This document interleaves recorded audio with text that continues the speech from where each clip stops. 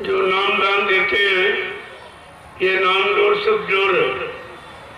इसी नामडोर सतडोर को पकड़कर सारी सुते हुए जीवात्माएं सतलोक से उतारी गई थी और काल माया ने मिलकर तुम्हारी नामडोर छोड़ ली, छीन ली। जो तुम्हारा आधार था ले जाने का वो तो काल माया ने मिलकर छीन लिया। अब तुम बिल्कुल निहत्थे हो, कुछ नहीं रहा। तब उसने अपने कर्मों के जाल में फंसा दिया। जब जीवात्माओं का भंडार मृत्यु मंडल में आया था तो सब पाक साफ थी, आती थी जाती थी, आती थी जाती थी। काल ने देखा कि मैंने अखंड तपस्या की है, ये भंडार मांग के ले आया हूँ, तो मेरा कोई इन पर अधिकारी नहीं। जब चाहती है चली जा रही, आ रही, जा रही। तो फर्स्ट उसने हम सब जीवात्माओं को फंसाने के लिए कर्मों का जाल बना दिया। कर्मों का जाल बन गया और भोगों का दाना डाल दिया। भोगों के लालच में हम सब जीव फंस गए। अब निकलना मुश्किल है, क्योंकि निकलने का रास्ता तो मालूम नहीं था। और एक दिन नहीं, 3-3 युगों से फंसे पड़े। किसी ने हमें आपको निकाला नहीं, जो भी आया वो भी उसी में फंस गया। ऋषि आए, मुनि आए, योगे योगेश्वर आए, ब्रह्मचारी आए, अवतारी शक्तियां, ज्ञानी विज्ञानी सब आए, लेकिन सब उसी में फंसे रहे। उसी राज पाट धन दौलत मान सम्मान अधिकार पद पत्नी बाल बच्चे इसी में फंसे। जीवात्मा का तो राज किसी ने जाना नहीं, क्योंकि किसी को मालूम नहीं था। और जिनको मालूम था वो संत महापुरुष आए नहीं थे, वो तो कलयुग में आए। अभी लगभग 750 वर्ष पूरे होने जा रहे, तब से संत नाम सुनने को मिला। 4 वेद, 6 शास्त्र, 18 पुराण, 19 उपनिषद और 36 ऋचाएं, ये धर्म चर्चा जिनमें वर्णित है, लेकिन संत नाम नहीं थे। और सतयुग, त्रेता, द्वापर इनमें भी संत नाम नहीं। 5,500 वर्ष कलयुग के निकल गए, इनमें भी संत नाम। संत नाम तो अभी जब से कबीर साहब आए तभी ये संत नाम चला और संत मत चला। इसीलिए कहा कि घिरी बदरिया पापी बरस रहे अंगार, और संत नाते जगत में तो जर मरता संसार। अगर संत महापुरुषों का आगमन इस भारत भूमि पर न हुआ होता तो हम सब जीवात्माओं को अपने घर जाने का अवसर मौका ही नहीं मिलता। हम सब फंसी पड़ी रहते। तो कितनी बड़ी उनकी दया हुई, लेकिन हमने अपने दया को ठुकरा दिया। उन दयालु को समझा नहीं, जाना माना पहचाना नहीं, अपना बनाया नहीं, तो कितना भारी नुकसान। यानी तो दुर्भाग्य की सीमा ही खत्म हो गई। हम सब कितने बड़े दुर्भाग्यशाली, कितना बड़ा अवसर कितने युगों के बाद जीवात्मा को जगने का, परमात्मा से मिलने का, अपने घर जाने का मिला, वो भी हमने अपने हाथ से निकाल दिया। तो बहुत बड़ा नुकसान हुआ। और अब भी विचारों की समझ में नहीं आ रहा कि हमने जो नुकसान किया है उस नुकसान को हम लोग पूरा करें, ये तो और बढ़ाते चले जाए और भागते चले जाए दूरी। जब दूरी बढ़ जाएगी तो आने में बड़ी परेशानी होगी। वापस लौटने में आपको बहुत दिक्कत, और वापस लौटना पड़ेगा, क्योंकि आगे कोई रास्ता नहीं। कहाँ भागे जा रहे हो वो सब काल के ही रास्ते, वहाँ दयाल का कोई रास्ता नहीं। तुमको लौट करके अंततोगत्वा फिर इधर ही आना पड़ेगा। व्यक्ति फिराने में जीवन बचा कि नहीं बचा, ये भी बात तो है।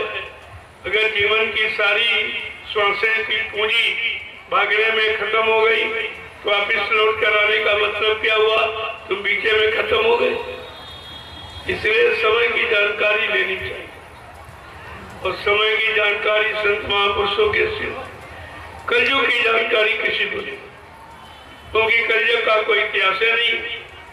जब इतिहास लिखा ही नहीं तो आप जानकारी क्या करेंगे। इसीलिए बाबा जी को कहना पड़ा कि मैं कलयुग का इतिहास बनाने आया हूँ। जो काम अभी किसी ने किया नहीं, कलयुग का कोई इतिहास बना नहीं। इतिहास तो सतयुग त्रेता द्वापर के पन बने हैं, वही हमें आपको सुनाए पढ़ाए जा रहे हैं। लेकिन वो तो बीते हुए काल के, बीते समय के, अब गुजरा हुआ जमाना आता नहीं दोबारा। जो वक्त घड़ी निकल जाती वो हाथ में नहीं आती। जब वो समय हमारे हाथ में नहीं आएगा, समय का लाभ हमको नहीं मिलेगा, उस समय के इतिहास को पढ़ने दोहराने से हमारा मतलब क्या। हमको तो अपने समय का इतिहास चाहिए। इसीलिए बाबा जी को कहना पड़ा, है कलयुग के जीवो, हम तुम्हारे लिए कलयुग का इतिहास बनाने आए। हम कोई बात इधर उधर की करने नहीं आए। हम कोई राजपाट धन दौलत लेने के लिए नहीं आए हैं। हम काल का कोई सामान रखने के लिए नहीं आए हैं। हम तो तुमको, तुम्हारी जीवात्मा को घर पहुंचाने के लिए आए हैं। कितना सीधा रास्ता, और वहां भटक गए, भूल गए, ब्रह्म में चले गए। समझ में आपने कुछ आया नहीं, क्योंकि आपने बचनों को जगह नहीं दिया। अगर बचनों को, अपने मन को पकड़ाते तो ये मन भोगों से बच जाता, काल की मार से बच जाता और अपने घर तृप्ति धाम पहुंच जाता। लेकिन ये भी नहीं किया। ना तो मन का कोई काम, न जीवात्मा का। और ये दोनों मुसाफिर हैं। दोनों का ये देश नहीं है। ये देश तो काल माया का, और जीवात्मा सत्य देश की रहने वाली, और मन तृप्ति धाम का रहने वाला। इस तरह दोनों यहाँ मुसाफिर है। लेकिन ये बात किसी ने आज तक बताई नहीं कि है मन तुम मुसाफिर है, है जीवात्मा तुम मुसाफिर है। तुझको यहाँ किसी शरीर में मुस्तकिल रहने नहीं दिया जाएगा। कभी शरीर में, कभी उस शरीर में। ये भटक, इसीलिए भटकाने के लिए उसने 4,84 लाख के नरकों की योनियां बनाई आपके कर्मानुसार। जैसा जैसा मन ने आपको सलाह दी और मन की सलाह मानकर आपने जैसे जैसे काम किए, उन्हीं काम से ये योनियां बना दी गई। और हर योनि में जो जो आपने कर्म किया, उस योनि में उसकी सजा मिल गई। लेकिन हम इसको समझ नहीं पाए कि हमें सजा मिलने के लिए ये सब रात रहस्य, ये जाल बनाया गया, कि हमको रहने के लिए बनाया गया, कि हमें फंसाने के लिए बनाया गया, कि बिना सत्संग के आप कुछ समझ नहीं सकते। इतना ये कर्मों का हिसाब और माया का बसार इतना विलक्षण है कि इसके कोई समझ नहीं सकता। समझेगा कोई संत सिपाही जो द्वार तुम्हारे आया। ऐ सदगुरु दाता दयालु, जो तुम्हारे द्वार आएगा, तुम्हारा बन के रहेगा, तुम्हारी मानेगा, तुम्हारे अनुसार चलेगा, वो तो बच सकता। बाकी कोई जीव यहाँ बचने वाला नहीं है जिसको काल माया अपने कब्जे में न ले। अब देखिए कितना बारी नुकसान हुआ। जितना आंखों से देखा, कानों से सुना, बुद्धि से विचार किया और इंद्रियों से करके देखा, लेकिन मिला आपको कुछ, क्योंकि ये काम तुम्हारा नहीं था। ये काम जीवात्मा का नहीं है। जो शरीर इंद्रियों से तो आपको सिखाया गया 3 युगों से कि पूजा करो, पाठ करो, तीर्थ करो, व्रत करो, हवन जब तब यह गंगा स्नान करो, माने कर्म। जो इंद्रियों से, शरीर से आपने किया, उससे शरीर इंद्रियों को लाभ नहीं। लाभ का मतलब इनके मुताबिक भोगों का सामान मिल जाएगा, सामान मिल जाएगा, लेकिन भगवान नहीं मिलेंगे।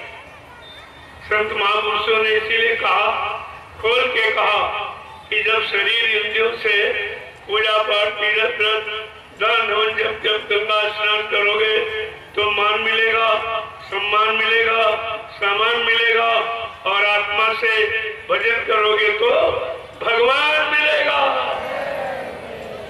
ये भगवान मिलने वाला, ये सामान मिलेगा। अब चाहे दोनों कर लो, चाहे संत महात्मा कोई आलोचना नहीं करते, किसी का तिरस्कार नहीं करते, किसी का खंडन नहीं करते, बल्कि दोनों रास्तों की जानकारी देते कि शरीर इंद्रियों से जो कर्म करोगे तो शरीर इंद्रियों को लाभ मिलेगा, और आत्मा से कर्म करोगे तो आत्मा को लाभ मिलेगा। आत्मा का कर्म क्या है? सुमरन ध्यान भजन, ये आत्मा का कर्म। ये जो तीन आपको साधन बताए गए, ये मन को भी रोकेंगे। सुमरन करो, ध्यान करो, भजन करो। इससे क्या होगा? मन भी रुकेगा, और जब मन रुकेगा तो जीवात्मा का साथ दे दे। जब साथ दे देगा तो जीवात्मा मन को लेकर के वो अपने घर चली जाएगा। रास्ते में मन का घर पड़ता है, मन को उसके घर में छोड़ देगी और अपने सतलोक चली जाएगी। ऐसे दोनों का काम हो जाएगा। जब काम तुम्हारी समझ में आ जाएगा तब तो कर्म का लाभ मिलेगा। लेकिन अभी तक आपने समझा नहीं था। समझा होता तो तुम्हारे अंदर चेतन जीवात्मा बैठी है, इसलिए शरीर चेतन दिखाई देता। अगर जीवात्मा शरीर से निकल जाए तो 1 मिनट में शरीर मुर्दा हो जाए। अरे ये मुर्दा ही है। चेतन जीवात्मा के कारण ये चलता फिरता, उठता बैठता, बोलता, काम करता नजर आ रहा। और ये बात आपको किसी ने बताई नहीं। अगर ये बात बताई गई होती तो आप काल के सामान में मिथ्या समय खराब नहीं फलते आप। लेकिन सबने बताया ठीक है, यही है, तो हम यही रोटी, कपड़ा, मकान, पत्नी, बाल बच्चों के चक्कर में सारा जीवन चला गया। और ये भी तुम्हारे साथ नहीं जाएगा। न मकान जाएगा, न रोटी जाएगी, न कपड़ा जाएगा, न तुम्हारे रिश्ते नाते जाएगा। यहाँ का जाने वाला कुछ नहीं। और ये शरीर ही नहीं जाएगा कि शरीर के लिए आप रातों दिन परेशान। इसी शरीर को खिलाने पिलाने और सजाने में सारा समय तुम्हारा जा रहा, तो ये शरीर तुम्हारा है नहीं। अब दूसरे को तुम सजा रहे हो, दूसरे के चक्कर में पड़े हो। हाँ, इतना जरूर है कि शरीर हमारी जीवात्मा का कवर है, खोल है, घर है, मकान है, उसमें रहती है। इसीलिए हम लोग शरीर की रक्षा, सुरक्षा, हिफाजत करते हैं कि हमारी जीवात्मा का घर है। जितने ज्यादा दिन ये सुरक्षित, निरोगी और शक्तिशाली बना रहे, उतने ज्यादा हम जीवात्मा का भजन कर लेंगे। वो तो भजन के लिए इसकी सुरक्षा थी, लेकिन तुम भोगों के लिए इसकी सुरक्षा करते हो कि ज्यादा इसको हर फूल रखते हो। अच्छा, तमोगुणी रजोगुणी आहार भोजन लेके इसको बलशाली बलवान बनाते हो। किस काम के लिए? भोगों के लिए, भोगों में फंसने के लिए, भोगों में अपनी शक्ति को नष्ट करने के लिए। ये भी नहीं पता है जो तुमने शरीर को खिलाया पिलाया, तंदुरुस्त किया, और उससे काम क्या लिया? भोगों में बंद के। जब भोगों में चले गए तो सारी शक्ति निचोड़ दी गई। जैसे कपड़ा निचोड़ते हो, ऐसे शरीर को भोगों ने निचोड़ दिया। अब तुम्हारे पास कुछ नहीं, सिवाय बीमारी के, सिवाय दर्द के, सिवाय मुसीबत के, परेशानी के आपके हाथ कुछ लगा नहीं है। ये तुमने खर्च किया। अरे पैसा, धन दौलत ऐसी जगह खर्च किया जाता जहाँ कुछ बदले में मिले। जब बाजार जाते हो तो जब जेब खाली होती तो सामान से झोला भर जाता है, तो हमें खुशी होती कि हमें सामान मिल गया। अच्छा, लेकिन जो भोगों में आपने शक्ति नष्ट की है, इसमें आपको क्या मिला? कभी इस पर बैठ के विचार करते हो और अब भी उसी में फंसे और निरंतर फंसने की तैयारी करते रहते। तो जब इतनी छोटी बात अभी तक समझ भी नहीं आई कि भोग और रोग है, भोग रोग बन के निकले, भोग ही रोग क्या?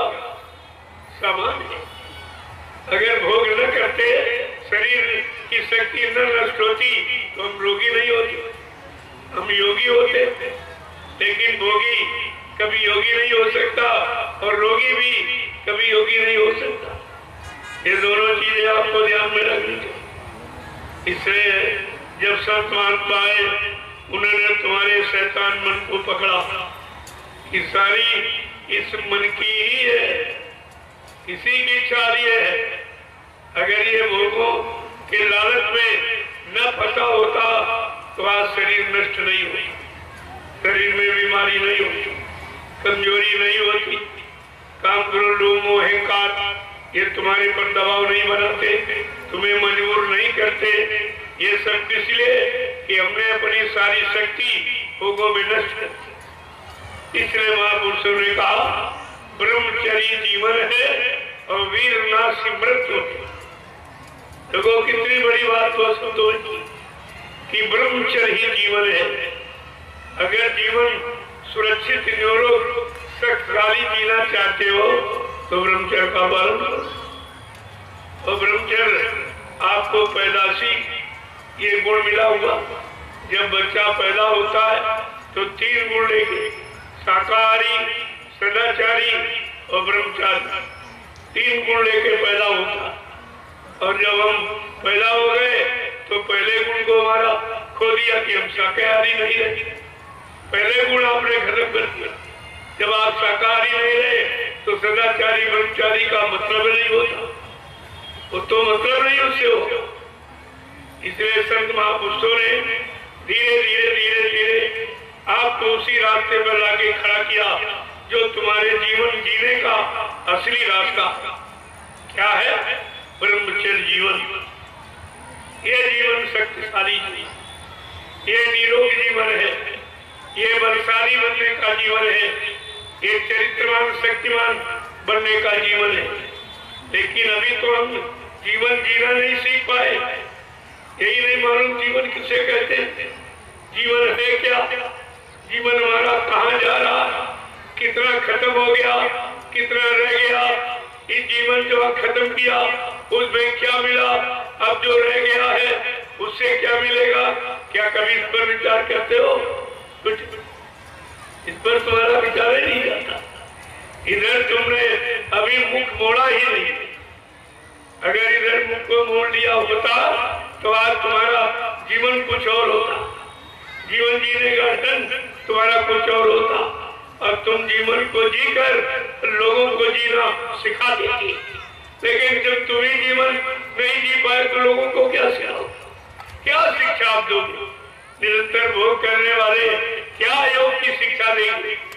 क्या जीवन भोग के लिए मिला है? जब ये आपको बता दिया गया ये मानव का अनमोल मंदिर है, ये प्रभु परमात्मा की प्राप्ति के लिए मिला, तो आप किस प्राप्ति में लगा रहे हो उसको? कहाँ बात मान रहे हो? अगर आपने बात मान ली होती तो आज ये स्थिति देश की कुछ और होती। इसलिए महापुरुषों ने इशारा करके आपको कितनी चेतावनी दिया।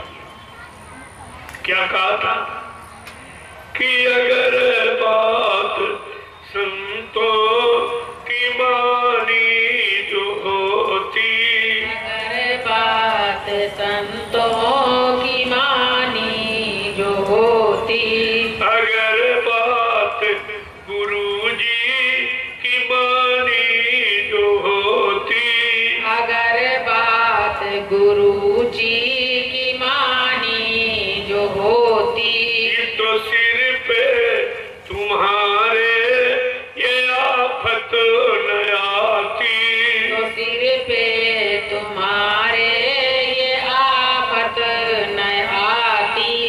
अगर बात संतों की मानी जो होती, अगर बात संतों की मानी जो होती, तो सिर पे तुम्हारे मुसीबत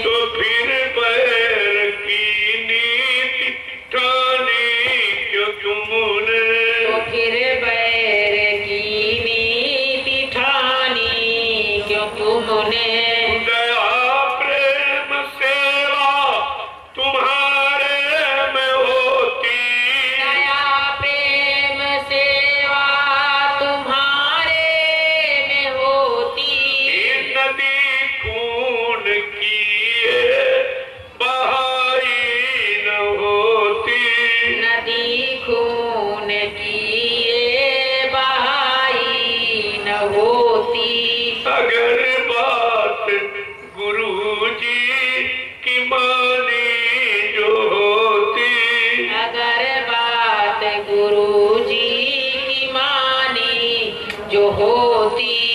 तो सिर पे ये आफत तुम्हारे न आती। तो सर पे तुम्हारे ये आफत न आती।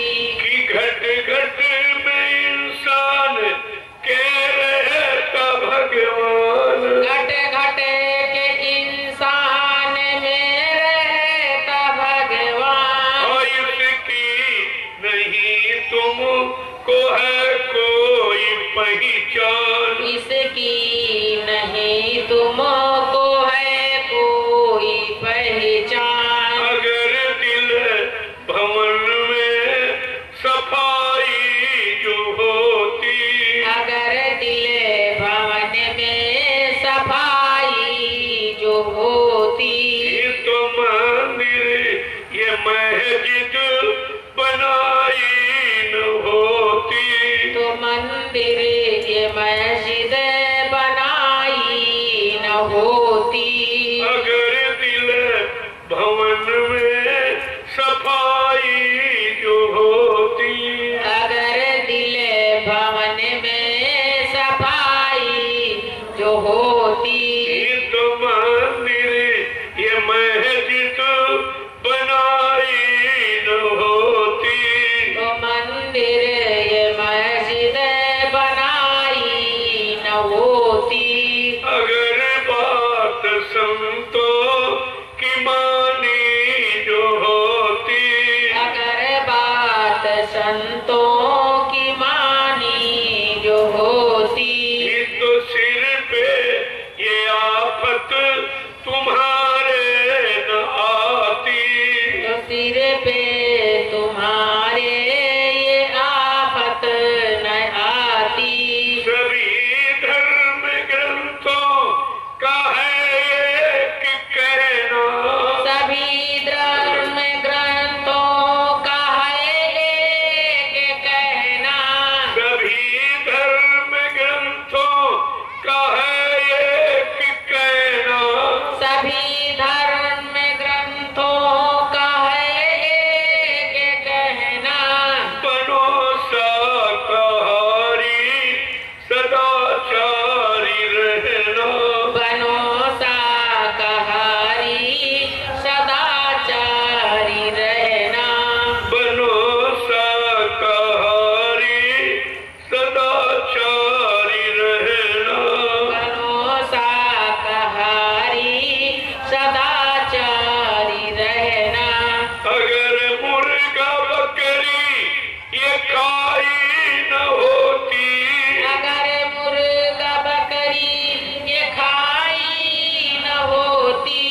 तो दिल में तुम्हारे बुराई न होती। तो दिल में तुम्हारे बुराई न होती।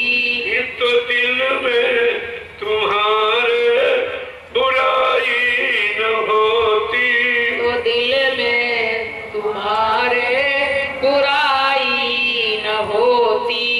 अगर बात संतों की मानी जो होती।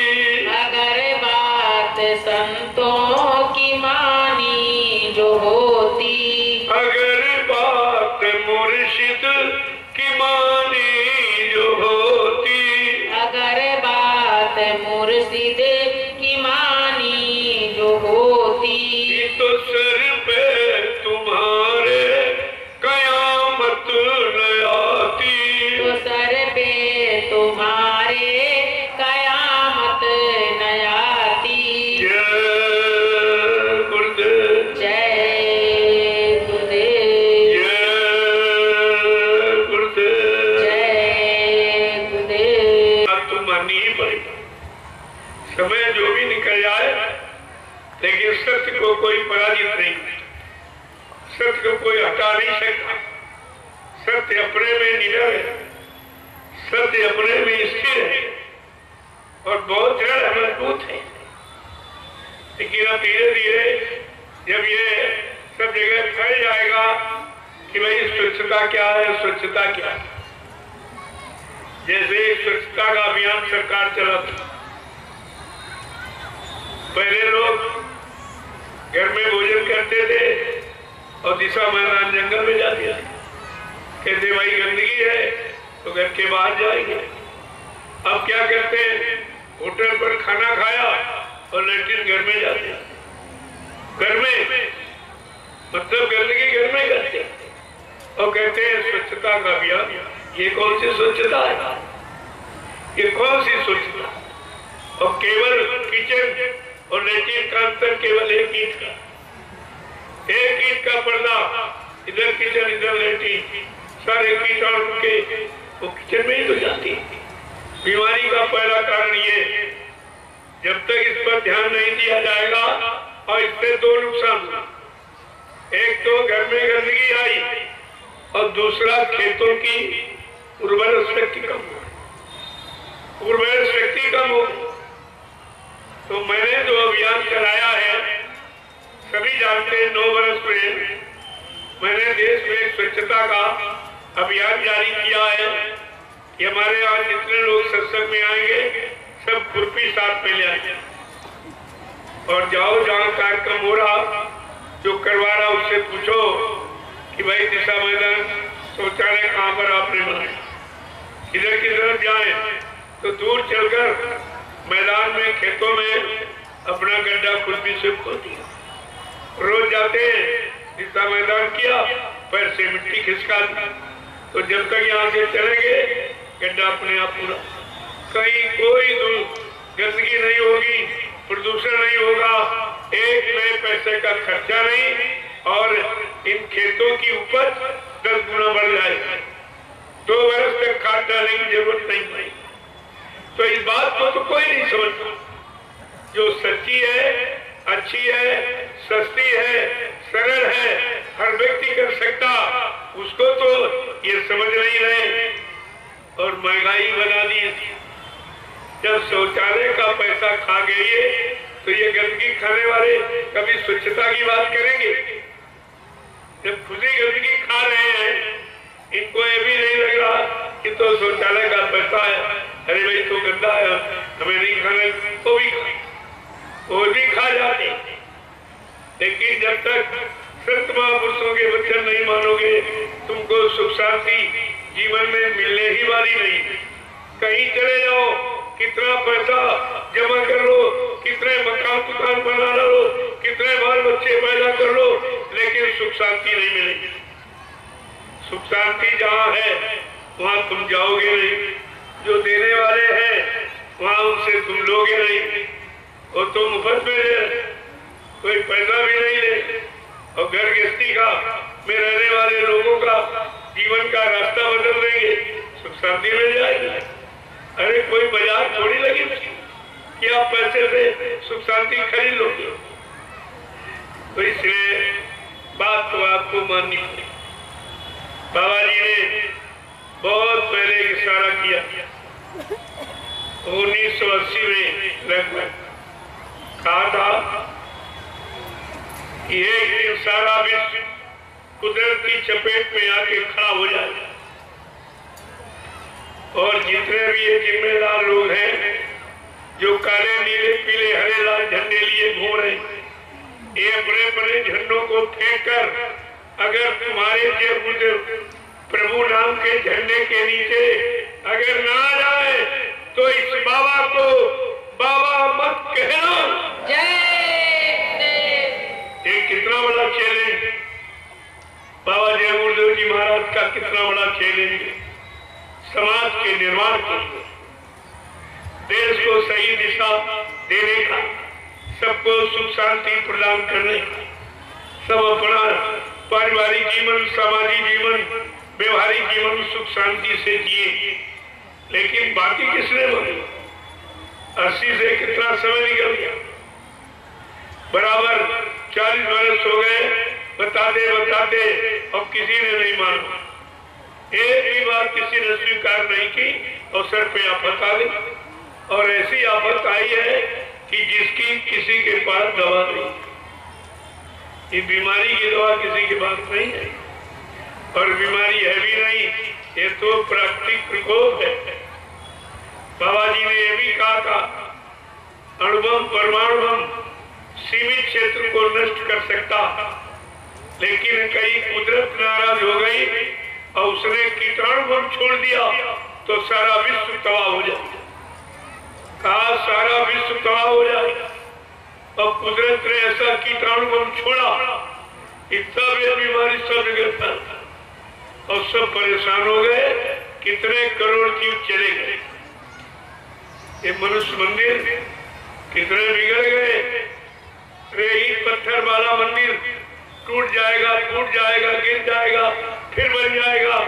अगर ये मनुष्य मंदिर चला गया तो दोबारा नहीं मिलेगा, दोबारा नहीं मिलेगा। और वो मंदिर ईंट पत्थर वाला केवल यादगार का है और मनुष्य मंदिर परमात्मा की प्राप्ति का है।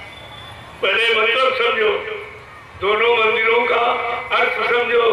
ये दोनों मंदिर का काम क्या है, ये तुम्हारी कितनी मदद करेंगे, किसमें क्या मिलता है, किस मंदिर में, ये दो जानकारी आपने की।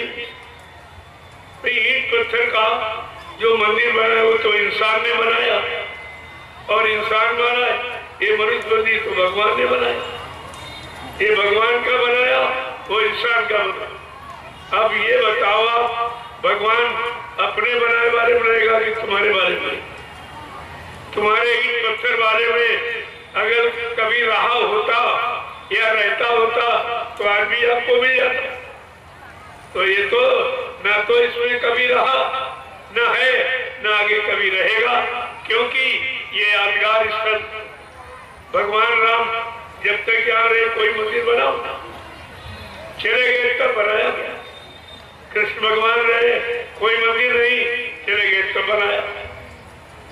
जाने के बाद, क्योंकि जो उन्होंने किया उसका वो कीर्तन, जो तन माने शरीर से कीर्ति यश जो कमाया, उसका गुणानुवाद करने के लिए हमने ईंट पत्थर का मंदिर बनाया, ये यादगार के लिए। आपको रोका धर्मशास्त्रों ने भी, तुमने उनकी भी बात नहीं मानी। धर्मशास्त्रों ने बड़े साफ शब्दों ने कहा कि नाहम बसामि वैकुंठे योगिना हृदय नचा मम भक्त्वा यत्र गायन्ति तत्र तिष्ठामि नारद। हे नारद, मैं यहाँ कहीं नहीं रहता जहाँ तुम हमको ढूंढ रहे। न मैं कागज में बैठा, न पानी में बैठा, न पत्थर में बैठा, मैं आत्मा स्वरूप तुम्हारे शरीर के अंदर बैठा, अंदर तुम्हारे रहता हूँ और तुमको अपने अंदर जाने का रास्ता नहीं मालूम, अंदर का भेद तुमको नहीं मालूम। दुनिया के भेद ढूंढते रहते हो, जानकारी करते रहते हो, कभी अपने अंतर का भेद आपने पाया? तुम्हारे अंदर क्या नहीं है? आत्मा तुम्हारे अंदर, मन तुम्हारे अंदर, बुद्धि चित्त तुम्हारे अंदर, काम क्रोध लोभ अहंकार ईर्ष्या राग द्वेष सब तुम्हारे। बाहर तो ये चमड़े का खोल है, बाहर कुछ नहीं, सब अंदर रखा और अंदर जाने का तुम्हें रास्ता नहीं मालूम।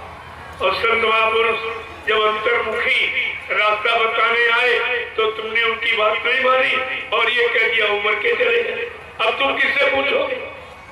जब तुम्हारी धारणा ये बन गई, तुम्हारे में विश्वास हो गया कि वो मर के चले गए, तो तुम अब पूछोगे किससे? अंतर्भेद किससे पूछोगे? तो ये भी नहीं सोचते हो क्या कह रहे हैं, किसके लिए कह रहे हैं, इसमें हमारा नुकसान है कि किसी और का है, कुछ नहीं। एकदम आप मन की कहते रहते हो। ये समझ क्यों नहीं आई? क्योंकि आपने सत्संग नहीं किया। महापुरुषों ने बताया, अगर जीवन का सार समझना चाहते हो तो सत्संग के द्वारा मिलेगा। कहानी किससे सुनकर, पूजा पाठ करके तुमने जीवन का सार नहीं जान पाया। और सत्संग और भजन और सेवा, ये तीन आधार, ये अध्यात्म के तीन स्तंभ है। अगर इन पर खड़े होना सीख जाओ तो जीवन का सारा रात तुम्हारे पास होगा। तब तुम अपना जीवन जी सकोगे, जिसके कारण परमात्मा खुदा ने ये जीवन दिया है। इसीलिए महापुरुषों ने इशारा करके कहा कि सत्संग सार है जीवन का सत्संग सार है जीवन का। ये जीव बेचारा क्या जाने, यह जीव बेचारा क्या जाने। सत्संग सार है जीवन का, सत्संग सार है जीवन का। ये जीव बेचारा क्या जाने, यह जीव बेचारा क्या जाने। जो फंसे काल के चक्कर में, जो फंसे काल के चक्कर में। सत्संग में आना क्या जाने, सत्संग में आना क्या जाने। कहते जो काल के वशीभूत हैं, स्वार्थ लोभ लालच के शिकार बन गए, वो जीव सत्संग में दाखिल नहीं हुए और उनको सत्संग समझ में भी नहीं आया, क्योंकि उन पर काल का पहरा है और सत्संग दयाल का है। दयाल देश जाने की युक्ति है। क्या कह रहे हैं कि जिन सतगुरु दर्श नहीं पाया, जिन सतगुरु दरस नहीं पाया। वो पाप मिटाना क्या जाने, ओहो पाप मिटाना क्या जाने। ये सतगुरुआ देश नहीं माना, सतगुरु आदेश नहीं माना। वो पुण्य कमाना क्या जाने, ओहो पुण्य कमाना क्या जाने। जो सतगुरु रूप बसाना सके, जो सतगुर रूप बसा ना सके। वो पाप मिटाना क्या जाने, ओहो ध्यान लगाना क्या जाने। जो सतगुरु रूप बसाना सके, जो सतगुर रूप बसा ना सके। वो ध्यान लगाना क्या जाने, ओहो ध्यान लगाना क्या जाने। अब जिन्होंने कह दिया सतगुरु चला गया, तो वो ध्यान किसका था? ध्यान जिंदे का होता कि मुर्दे का होता? ध्यान चेतन का होता कि जड़ का होता? जो तुमने ये कह दिया है कि सदगुरु चले गए, तो लिखा ध्यान मूलम गुरु मूर्तिम, पूजा मूलम गुरु पदम, मंत्र मूलम गुरु वाक्यम, मोक्ष मूलम गुरु कृपा। मोक्ष गुरु की कृपा पर निर्भर है। और कृपा जिंदा करेगा कि मुर्दा करेगा? तुमने तो गुरु की कृपा ही खो दी, तुम्हें मिलेगा क्या? तुमने वचनों पर कोई विचार किया? सत्संग वचनों को तुमने कभी अपने अंदर रखा? उन पर पुनर्मनन कभी किया? कुछ नहीं, कुछ नहीं, ऐसे बैठे रहते और कुछ किया भी नहीं। और जब किया तो कहते गुरु चले गए, ये किया, ये आपने और किया। तो जो बताओ, जब गुरु चला गया तुम ध्यान किसका करो? मदद किससे लोगे? सहयोग कौन करेगा? प्रार्थना वंदना किससे करोगे? प्रार्थना जिंदे से की जाती कि मुर्दे से की जाती? जिंदे से। इतना भी तो तुम्हें अंदर बुद्धि नहीं कि हमने ये किया क्या, हमने अपना सारा आध्यात्मिक आधार खत्म कर दिया। जब गुरु चला गया खेल खत्म हो गया, कुछ नहीं बचा। कुछ नहीं बचा। और तुमने वही काम किया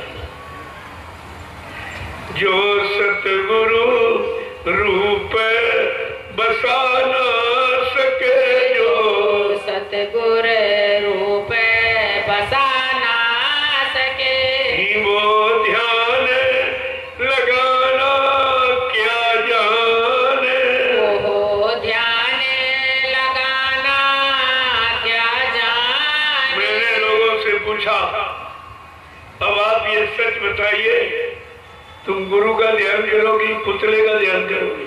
गुरु का। तुमने गुरु तो देखा नहीं, पुतला देखा था, अब पुतले का ध्यान करोगे? ये भी नहीं तुम्हारी समझ में आया कि आगे हमारा ध्यान का रास्ता ही खत्म हो रहा। हम ध्यान करेंगे तो किसका करेंगे? एक एक वचन अगर सत्संग का आपने सुना होता, अपने जीवन में उतारा होता, जीवन जीने का आधार बनाया होता, तो आज तुम्हारी स्थिति कुछ और होती। आज तुमने कितनी यानी आध्यात्मिक तरक्की हासिल कर ली होती, लेकिन कुछ नहीं। तुमने तो जहां से जो चीज मिलती है वो मिलने वाले को कह दिया मर गया चला गया, तो तुम लोगे किससे? अब तुम दया किससे लोगे? क्षमा याचना किससे मांगोगे? कौन तुम्हारे पाप कर्मों की क्षमा याचना करेगा? कौन तुम्हारी जीवात्मा का कल्याण उद्धार करेगा? अरे ये सब बातें विचारनी थी। बिना विचारे जो करे सो पाछे पछताए, काम बिगाड़े आप जग में हो हंसा। तुमने वो काम किया है, अब ये दुनिया तुम्हारी हंसी उड़ाएगी, कहेगी तुम्हारा तुम भी झूठे, तुम्हारे गुरु भी झूठे। तुमने कहा था गुरु महाराज ये करेंगे ये करेंगे ये करके जाएंगे, अब कहते गुरु चले गए तो तुम झूठे, तुम्हारे गुरु भी झूठा। अरे तुम ये मुंह दिखाने काबिल रहोगे? आगे वो समय आ रहा है, ये भारत की जनता सब पूछेगी, क्योंकि तुमने बाबा जी के वचनों का हिंदुस्तान में गांवों में शहरों में कस्बों में सब जगह आपने प्रचार किया, और जो प्रचार किया वो भारत की जनता जानती है। अब आपसे वो पूछने ही वाली है कि बताओ, तुमने कहा था कि विश्व को सुख शांति जय गुरुदेव नाम से मिलेगी, और विश्व को सच्ची सुख शांति बाबा जी से मिलेगी। अब तुम कह रहे हो बाबा जी मर गए और सुख शांति फिर विश्व को कौन देगा? क्या तुम दोगे, या तुम्हारा कोई और भाई दे देगा, या तुम्हारा सारा शिष्य परिवार क्या विश्व को सुख शांति दे देगा? ये सब आपसे पूछा जाएगा। मैं तो इसलिए आपको बता रहा हूं कि आप उस समय जवाब क्या देंगे। तुम्हारे पास क्या जवाब होगा जब ये भारत की जनता पूछेगी, तुम्हारा मुंह नोच लेगी। गांव की गली शहर की सड़कों पर तुम्हारा चलना मुश्किल कर देगा। ये सब कुछ, और आपने ये सब बताया है, और तुम्ही ने बताया, और तुम्ही अब ये बता रहे हो कि वो चले गए तो कहते हो कभी नहीं आए। जब कभी नहीं आएंगे तो हमारा कभी काम ही नहीं होगा, हमारी जीवात्मा कभी घर जा ही नहीं पाएगी, तो फिर ये कौन सा अच्छा काम बता रहे हैं? कहने का मतलब है कि कहने के पहले कुछ सोच के रखें। ये तराजू तौल तब मुख बाहर का, पहले हृदय रूपी तराजू पर तौलो बच्चों को। जो हम कर रहे हैं इसका प्रभाव क्या होगा बच्चों का? इस पर जवाब सवाल क्या करेंगे लोग, हमारा उत्तर क्या होगा? ये सब आपको विचार करना चाहिए। लेकिन तुमने जिस उस श्रृंखलता में काम किया है, जो गंभीरता का काम था, वो श्रृंखलता में आपने किया, वो पछताना और रोना तो आपको पड़ेगा। वो तो बाबा जी ने पहले कह दिया, रो के पछता के आंसू बहा के एक दिन तुमको जय गुरुदेव प्रभु नाम के झंडे के नीचे आना ही पड़ेगा। हमारे बच्चों को याद करना पड़ेगा, दोहराना पड़ेगा अगर जीवन में सुख शांति चाहते तो। कितनी बड़ी बात है। सत्संग सारे है जीवन का, सत्संग सारे है जीवन का। ये जीव बेचारा क्या जाने, ये जीव बेचारा क्या जाने। जो फंसे काल के चक्कर में, जो फंसे काल के चक्कर में। ये सत्संग में आना क्या जाने, सत्संग में आना क्या जाने। बाबा जी ने क्या से कहा था सत्संग में? कहा था सत्संगी वही है जो सत्संग में आवे और प्रेमियों को बुला के ले आवे। और अब कैसे सत्संगी है, एक तो सत्संग में आते नहीं और दौड़ दौड़ के मना करते कि सत्संग में जाना। अरे सत्संग गुरु का है, सत्संग किसी आदमी इंसान का नहीं है, सत्संग गुरु का। अगर तुम गुरु के हो, गुरुमुखी हो, गुरुभक्त हो, तो तुमको सत्संग में आना चाहिए, वचनों को सुनना चाहिए, अच्छे वचनों को पकड़ना चाहिए, अपना काम बना लेना चाहिए। लेकिन यहाँ सब उल्टा, और बड़ी मेहनत बेचारी करती। इतनी मेहनत कभी गुरु के वचनों के प्रचार में नहीं की जितनी मेहनत सत्संग को रोकने में करती। तमाम पैसा भरते हैं। पहली बात तो परमिशन रद्द कराते, चंदा इकट्ठा करके डीएम एसडीएम को देते हैं, इनके कार्यक्रम रद्द कर दीजिए। देखिए भाई, सत्संगी कर क्या रहा, पहले ये देखो, इसमें से कोई सत्संगी है? अरे जब सत्संग का कमाई नहीं करते हो, सत्संगी किस बात की? यानी जो पैसा सत्संग कराने में खर्च करना चाहिए, ये सत्संग को बंद कराने में खर्च करते हैं। बड़ा घूस रिश्वत जगह जगह, जहाँ मैंने कार्यक्रम किए, बड़ी घूस रिश्वत थी, लेकिन मैंने चलने नहीं दी, कुछ नहीं चलने दी। हमने सत्संग से कौन रोके? ये सत्य की गंगा बह रही है, इससे नहाने से कौन मना करेगा? तो कहने का मतलब धीरे धीरे अब लोगों की समझ में आ गई है कि नहीं, सत्संग सत्य है और सत्य को कोई पराजित कर ही नहीं सकता, सत्य को रोका नहीं जाएगा। तुम्हें झूठ को रोकना चाहिए, असत्य को रोकना चाहिए, गंदे काम को, गंदे खान पान पर पाबंदी लगानी चाहिए कि सत्संग पर पाबंदी। और सत्संगी सत्संग रोके, वो कैसा सत्संग? पहले क्या था, जब काफिला निकलता था, जो बेचारे साइकिल चलाने वाले जब कहीं झंडा देख लेते थे मकान पर, बड़ी खुशी होती थी कि हमारे गुरु भाई का मकान, देखकर खुश होते थे कि गुरु भाई का मकान मिल गया, कुछ खाने पीने का इंतजाम हो सकता। लेकिन अब वो नहीं है। अगर झंडा देख के आप जाओगे तो तुमसे पूछेगा तुम जिंदे में हो कि मुर्दे में हो। अब तुमने अगर कह दिया कि नहीं गुरु महाराज जीवित है, तो फट से तुम्हें भगा दिया। वो गुरु को जिंदा सुन भी नहीं सकता, तो आगे आने वाले समय में देख क्या सकेगा? जब इनको सुनने में कष्ट हो रहा है, गुरु इतना खराब हो गया कि अब जिंदा सुन भी नहीं सकते। मैंने कहा रे भाई, जिंदा कहना अच्छा कि मुर्दा कहना अच्छा? तुम इतनी बात नहीं समझ पाए हो।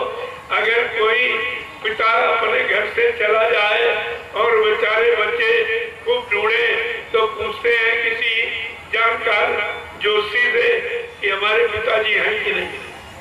वो कहता तुम ये बता दो जिंदा है कि नहीं, चाहे घर कभी ना आए, लेकिन ये कह दो जिंदा, हमें खुशी हो जाए। प्रेमियों, जिंदा की इतनी खुशी होती है और इनको जिंदा का इतना दुख है कि वो बात ये सुन भी नहीं सकते, इनको ये भी नहीं लगता है कि हमारे गुरु को जीवित तो कह रहे हैं, जो जिंदा कहना अच्छा कि मुर्दा कहना। जब इतनी छोटी बात तुम अभी तक नहीं समझ पाए हो अपने गुरु के प्रति, तो तुम गुरु के प्रति करें क्या सकते, करें क्या सकते बात। सत्संग सार है जीवन का, सत्संग सार है जीवन का। ये जीव बेचारा क्या जाने, ये जीव बेचारा क्या जाने। जो फंसे काल के चक्कर में, जो फंसे काल के चक्कर में। ये सत्संग में आना क्या जाने, सत्संग में आना क्या जाने। तो हमसे शिकायत करते हैं कि हमारा सुमरन नहीं बनता, हमारा ध्यान नहीं बनता, हमारा भजन नहीं बनता। तो ये सब बनने का क्या कारण है, क्यों नहीं बनता? तो महापुरुषों ने कितना समझा देखा कि मन मरा न इंद्री भोग तजा, मन मन मरा न इंद्री भोग तजा। वो सुमिरन करना क्या जाने, वो सुमिरन करना क्या जाने। बड़े ध्यान से सुनिए, तुम्हारे सुमिरन न बनने का कारण क्या है कि मन मरा न इंद्री भोग तजा, मन मरा न इंद्री भोग तजा। वो सुमिरन करना क्या जाने, वह सुमिरन करना क्या जाने। जो सतगुरु रूप बसा ना सके, जो सतगुर रूप बसा ना सके। वो ध्यान लगाना क्या जाने, वो ध्यान लगाना क्या जाने। यह ध्यान केवल सतगुरु गुरु का होता है। अब तुमने कहा गुरु मर गया चला गया, अब तुम किसका ध्यान दे रहे हो? तुम्हारा ध्यान का आधार ही आपने खत्म कर दिया, तो तुम ध्यान करोगे तो किसका करोगे? अब तुमने मथुरा में पुतला देखा, क्या उस पुतले का ध्यान करोगे? क्या पुतला तुम्हारा काम करेगा? ये सब बड़ा विचारणीय विषय है और बड़ा आध्यात्मिक विषय है। इसको समझना इतना आसान नहीं है। क्या कह रहे हैं कि जो सुरती शब्द से जुड़ ना सकी, जो सुरती शब्द से जुड़ ना सकी। जो सुरती शब्द से जुड़ ना सकी, जो सुरती शब्द से जुड़ ना सकी। अंतर का तराना क्या जाने, ओ अंतर का तराना क्या जाने। जो सुरती शब्द से जुड़ ना सकी, जो सुरती शब्द से जुड़ ना सकी। अंतर का तराना क्या जाने, अंतर का तराना क्या जाने। जो लिए कागजी ज्ञान फिरे, जो लिए कागजी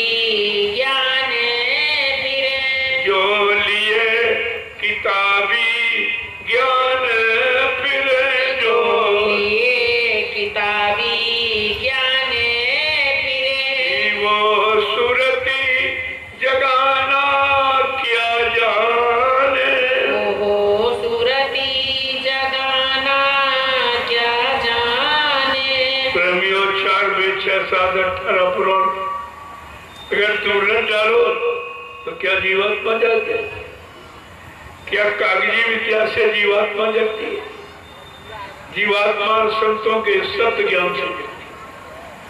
और ये अक्षर ज्ञान है जो रात दिन पढ़ते हो, इसी में समय खराब कर रहे हो। तुम्हें अक्षर ज्ञान और सत्य ज्ञान में अंतर नहीं मालूम। जीवात्मा संतों के सत्य ज्ञान से जलती है और मन अक्षर ज्ञान से जलता है और भोगों की तलाश करता है। और आपने अभी तक ये नहीं समझ पाया है कि सत्य ज्ञान के सेवा अक्षर ज्ञान किसे क्या। जो लिए किताबी ज्ञान फिर जो ज्ञान फिरे, वो सुरती जगाना क्या जाने। वो सुरती जगाना क्या जाने। ये सत्संग सार है जीवन का, सत्संग सार है जीवन का। ये जीव बेचारा क्या जाने। जीव बिचारा क्या जाने। सतगुरु प्यार मिला जिनको है, सतगुरु तरस मिला जिनको है सतगुरु प्यार मिला जिनको है। सतगुरु प्यारे मिला जिनको। वो मान बड़ाई क्या जाने। वो माने बड़ाई क्या जाने। ये सतगुरु प्यार मिला जिनको है, सतगुरु प्यारे मिला जिनको। अपमान बड़ाई क्या जाने। अपमाने बड़ाई क्या जाने। गाते चेत करो सत्संगत, ताते चेत करो सत्संगत। गुरु बचन को सब माने। गुरु वचन को सब माने। सत्संग सार है जीवन का, सत्संग सार है जीवन का। ये जीव बेचारा क्या जाने। जीव बिचारा क्या जाने। जो फंसे काल के चक्कर में, जो फंसे काल के चक्कर में। ये सत्संग में आना क्या जाने। सत्संग में आना क्या जाने। प्रेम से बोलो जय गुरुदेव। जय गुरुदेव। नाम किसका? प्रभु का। प्रभु का प्यारा नाम। जय गुरुदेव। उपस्थित सत्संगी प्रेमी जनों, सत्संग की अपार महिमा है। लेकिन ये जीव बेचारा काल की माया के कर्मों के जाल में 3 युगों से फंसा पड़ा है। उसको इसकी पहचान नहीं। सदगुरु ने कितनी मेहनत से पहचान कराई, कितना सत्संग आपको सुनाया। 10 जुलाई 1952 से 2012 60 वर्ष, और आपने एक भी वचन नहीं, गुरु का एक वचन भी तुम्हारे पास नहीं, और इसीलिए तुम शंका से बच नहीं पाए और अपने गुरु में शंका करने लगे। जिस गुरु ने कितने वादे किए हैं कि मैं परिवर्तन करने आया हूँ, मैं तुम्हारी जीवात्मा का उद्धार करने आया हूँ, तुम्हें पाप कर्मों से माफी दिलाने आया हूँ, तुमको तुम्हारे घर पहुंचाने आया हूँ, क्या इतने वादे और किसी ने किए? तुम्हारे हित में इस तरह से किसी ने कोई संकल्प प्रतिज्ञा की है? समझ में कुछ नहीं आया, कुछ भी नहीं समझ पाए। अगर समझ जाते तो आज तुम्हारे रूप कुछ और होता, काफी कुछ मंजिल चल चुके होते। 60 साल उधर मथुरा में गवा दिए और 9 साल इधर लीला के बाद वाले गवा दिए। 69 वर्ष आपके जीवन की चले गए। एक जीवन आपने खो दिया और मिला पीछे। जिसके लिए जीवन खोया वो भी तुम्हारे हाथ नहीं लगा। कहने का मतलब है जब तक बिन गुरुदया बचो नहीं आंसू, चाहे कोटिन करो उपाय। आप कितने उपाय कर डालो, कितने साधन जुटा लो, लेकिन बिगड़ गुरु की कृपा के ये भवसागर से पार जाना मुश्किल, जीव नहीं जा सकता। गोस्वामी जी महाराज ने इसीलिए रामचरितमानस में तुम्हें लिख के बताया कि बिन गुरु भवनिधि इतर न कोई, और जो बीरंची शंकर समूह होई। का ब्रह्मा विष्णु महादेव के समान धर्मान वर्मान कीर्तिमान यशमान कोई क्यों न बन जाए, लेकिन ये भवसागर बिना सदगुरु के कोई पारी नहीं जा सकता। गुरु कौन? जो नाम नौका लेके आया। बाबा जी ने क्या कहा था? तो आपकी बार में जय गुरुदेव नाम का इतना बड़ा जहाज लेके आया हूँ, अगर सारा विश्व मेरे जय गुरुदेव नाम जहाज पर सवार हो जाए तो मेरे जहाज का एक कोना ही भरेगा, तो क्या जहाज खाली लौटा के ले? तुम्हारे कहने के अनुसार क्या मतलब जहाज खाली चला गया? अभी कोई जीवात्मा सवार हुई नहीं, कोई गई नहीं, और तुम कहते गुरु चला गया, ले जाने वाला चला गया। फिर ये भवसागर में पड़ी नैया का किनारा कौन है? कौन किनारे लगाएगा? कौन यानी मझधार से निकाल कर उस पार करेगा? अरे कुछ तो अपने लिए तो सोचो, विचारो कुछ। ये तुम्हारा काम कौन करेगा? फिर ये जीवन जो मिला है, फिर ये 84 का यूनियों में फिर चला जाएगा। फिर पता नहीं आमन हो न हो, फिर अवसर मिले ना मिले। शरीर मिला और शरीर के जानकार संत महापुरुष न मिले, उनसे युक्ति न मिली, उनकी दया न हुई, तो ये काम कभी नहीं हो सकता। आपको ये सब विचार करना चाहिए, लेकिन आपने किया कुछ भी नहीं किया। एक भी काम तुमने नहीं किया, तुम्हारी समझ में नहीं आया। अगर आ गया होता तो तुम्हारा अब तक भला होता। संत महापुरुषों का आगमन ये कलयुग में क्यों हुआ?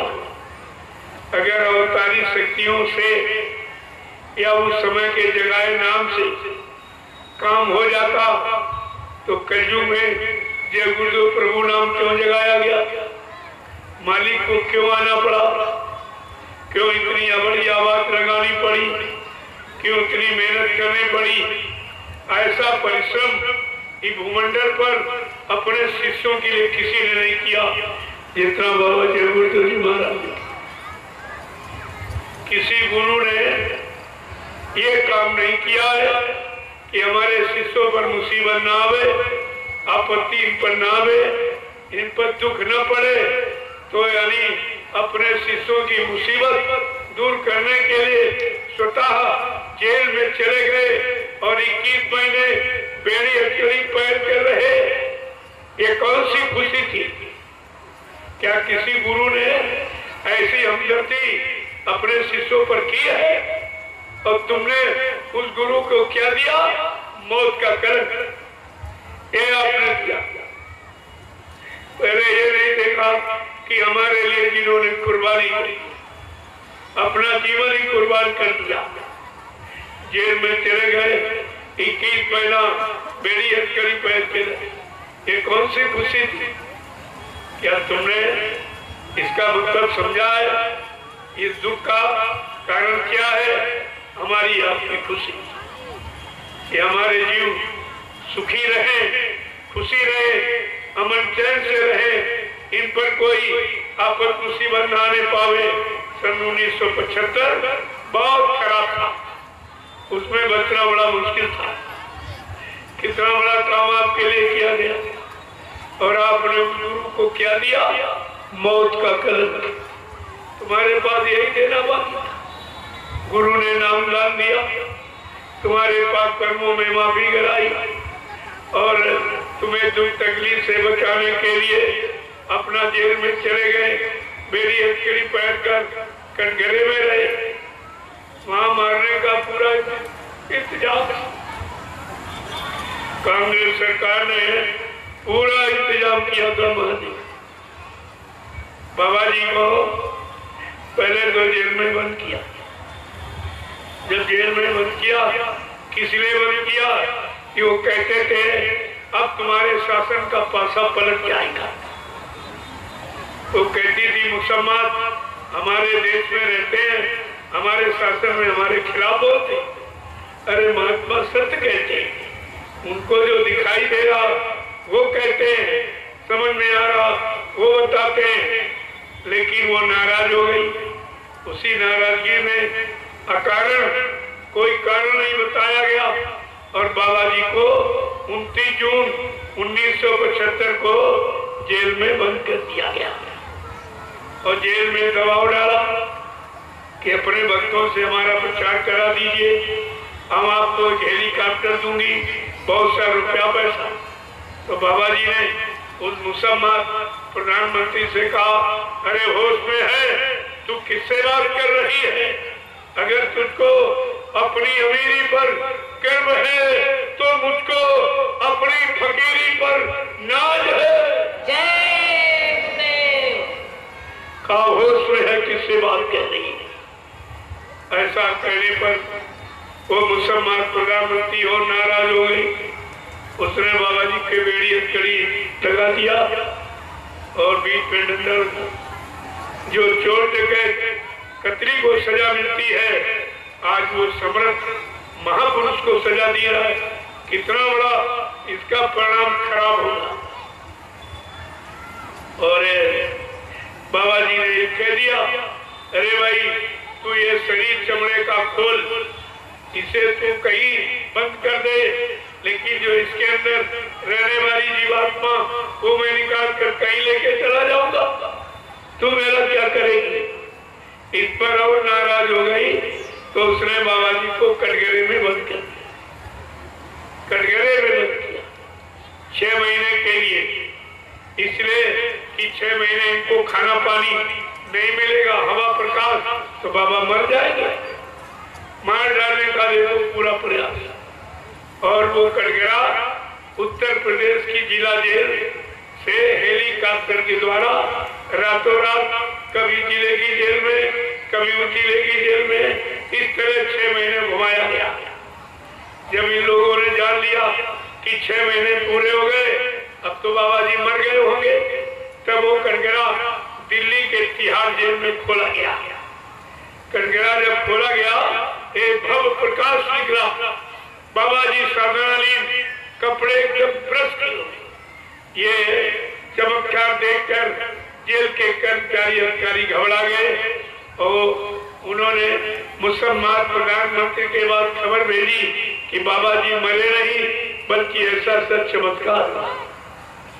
अब वो प्रधानमंत्री बहुत घबरा गई, दौड़कर अपने गुरु देवरा बाबा के पास और हाथ जोड़ के प्रार्थना करने लगी कि महाराज ये जय गुरुदेव नाम के महात्मा कौन है, क्या? देवरा बाबा ने कहा, अरे बच्ची उनको छेड़ा मत, वो युग पुरुष है, युग सृष्टा है, युग दृष्टा। अगर वो पलक बंद कर ले तो प्रलय हो जाएगी, उनको छेड़ा मत।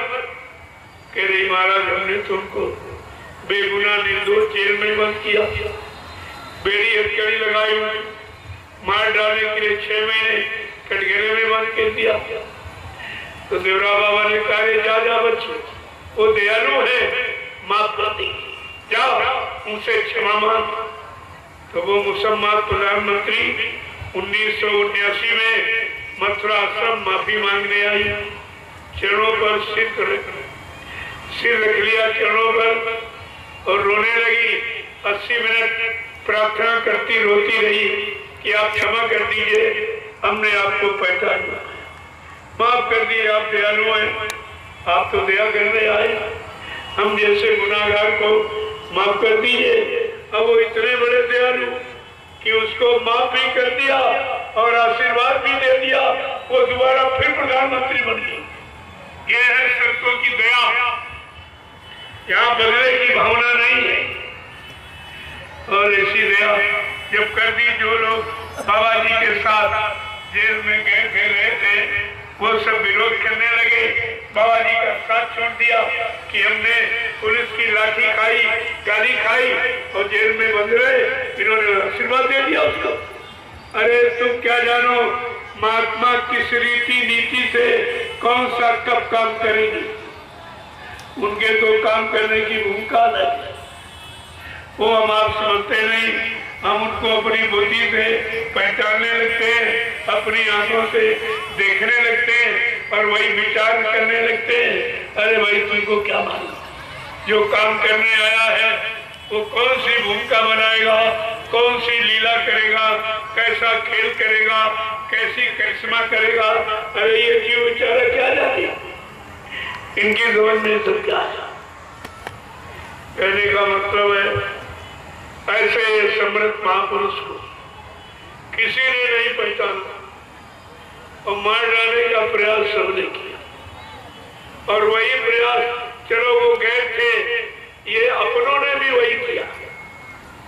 ये 40 व्यक्ति जो आश्रम में रहते थे, ये इन्हीं की तो सब चाल है, इन्हें ने ये सब किया और ये सब भूल गए जब सरकारें हार गई, जेल में बंद करके, कटघरे में बंद करके कोई कुछ नहीं कर पाया। और बाबा जी कहते भी न मुझे कोई मार सकता, न मुझे कोई धोखा दे सकता, न मुझे कोई धन दौलत सामान से खरीद सकता, मैं अपना काम करने आया हूँ, काम करके ही जाऊंगा। अगर जरूरत पड़ी अपने काम को पूरा करने के लिए मैं इसी शरीर में 400 वर्ष तक रहूंगा, काम करके ही जाऊंगा। तो आपने भी शंका कैसे की? इसका मतलब आपने सत्संग वचन को सुना नहीं, अपने गुरु पर आपने विश्वास किया नहीं, तभी तो आप ऐसा सोच रहे हैं। ये सब जानकारी आपको रखनी चाहिए। आपने तो कोई जानकारी नहीं, सब भूल गए, बुला दिया, अब आप मुसीबत में चले गए। अभी क्या, आगे और आने वाली है। ये तो एक छोटा सा चुटकुला कुदरत ने आपको दिखाया, इसलिए कि अगर आप शाकाहारी न हुए, संत महात्माओं की बात पर विश्वास न किया, उनकी बनाई भूमिका व्यवस्था पर अगर आप खड़े न हुए, तो मैं और भी कुछ कर सकती हूँ, इससे भी भयानक। और बाबा जी ने पहले आपसे कहा था कि कुदरत बहुत नाराज है और कुछ करना चाहती है। मैंने कुदरत से तुम्हारे लिए प्रार्थना की है कि भाई अभी थोड़ा रुक जाओ, मैं अपने बच्चों को ये देश में शाकाहार का प्रचार करने के लिए भेजे देता हूँ। जब मेरे शाकाहार प्रचार को लोग न सुने, न माने, न विश्वास करें, न अपनाए, फिर तुम्हारी जो इच्छा में आई वो करना। 18 वर्ष प्रचार कराए, जब आपने एक भी बात नहीं मानी और विपरीत आपने काम जोरदारी से शुरू कर दिया, गंदे खान पान का, जीवों की हिंसा हत्या का, तो फिर कुदरत ने अपना करिश्मा दिखा दिया। एक छोटे से करिश्मे में ये विश्व में करोड़ों चले गए झटके में, और आगे और बड़ा। नहीं मानोगे तो कार्य तुमको मानना पड़ेगा, चाहे रो के मानो, पछता के मानो, आंसू गिरा के, चाहे अपना सर्वस्व यानी बर्बाद करके, लेकिन मानना पड़ेगा। अगर पहले मान लो तो आपका बच जाए, महात्मा तो आपकी मदद करना चाहते, सब सामान, सब परिवार समाज सब बच जाए, सब सुखी हो जाए। महात्माओं को हमेशा यही संकल्प रहता है, लेकिन जब उनकी तुम बातें नहीं मानते हो, सुनते नहीं हो, मनमानी करते हो, फिर तुम जानो तुम्हारा काम जाने।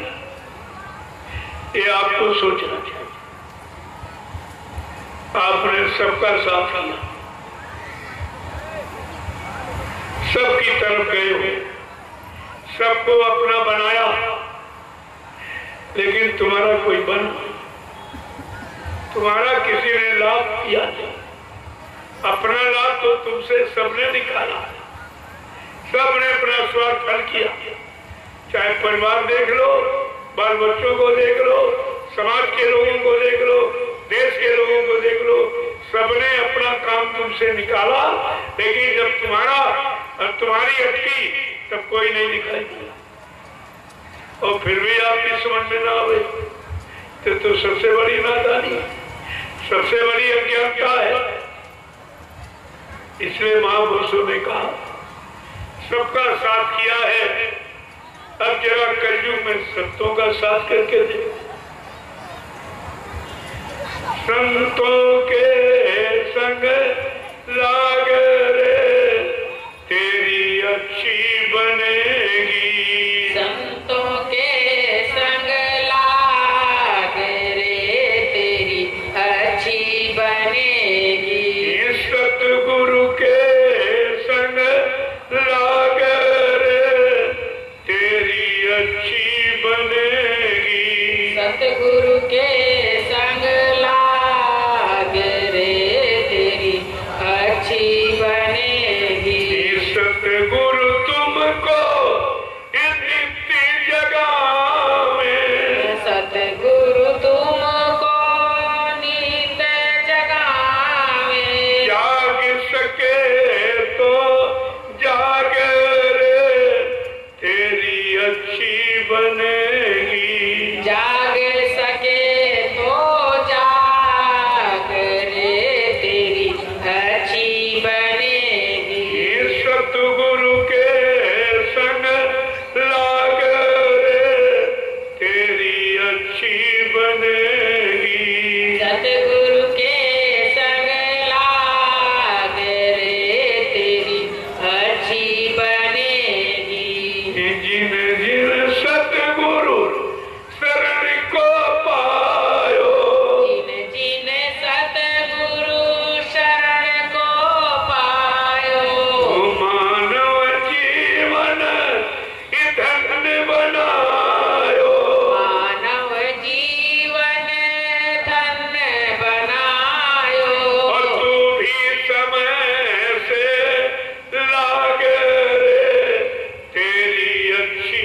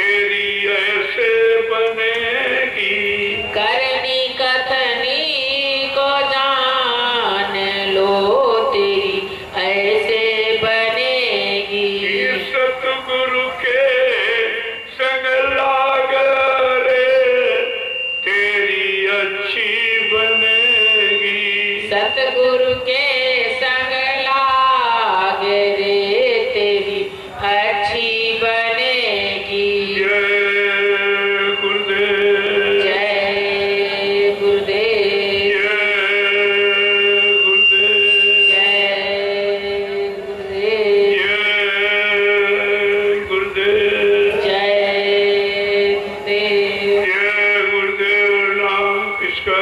प्रभु का